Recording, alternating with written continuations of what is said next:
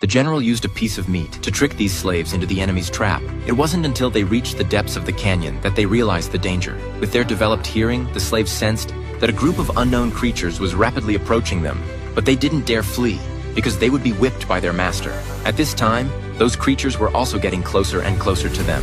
The violent buffalo herd instantly scattered the crowd. To survive, the slaves all ran back. Some slaves even wanted to climb up the hillside to avoid the buffalo's impact, but the general didn't give them any way to survive.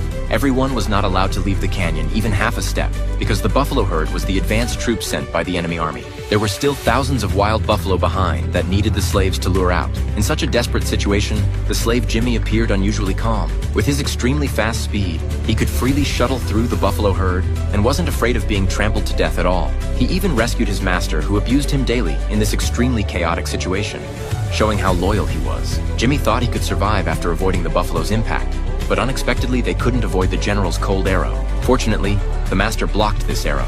Jimmy could only continue running around the cliff wall. A slave's entire life was originally lived on his knees, but as he kept running, Jimmy actually stood up. At this moment, his speed also broke through again, and he quickly ran to the front of the buffalo herd. Because this was a horseshoe-shaped canyon, the buffalo herd was led by Jimmy to run back.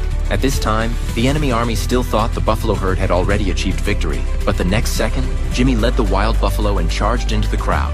After the buffalo's collision, half of the 20,000 enemy soldiers were dead or wounded. The general then led his soldiers following behind the buffalo herd, and finally came to clean up the mess, effortlessly winning this battle. Jimmy was the only slave who survived. The general admired his speed and wanted to be his new master. After burying his former master, Jimmy readily agreed, because following the general, he would have meat to eat. Before the general could be happy for long, his subordinate brought bad news. The northern duke had rebelled and led a large army to surround the royal city. The general needed to go back to save the king. Since Jimmy was faster, the general planned to have Jimmy wear his armor to impersonate him. This way, he could not only save the king, but also get all the credit. However, this would be the most wrong decision of his life. When Jimmy arrived at the royal palace, he unexpectedly killed the king directly and saved the weaponless queen, because the general had told him, Zrania, those without weapons in their hands were the king.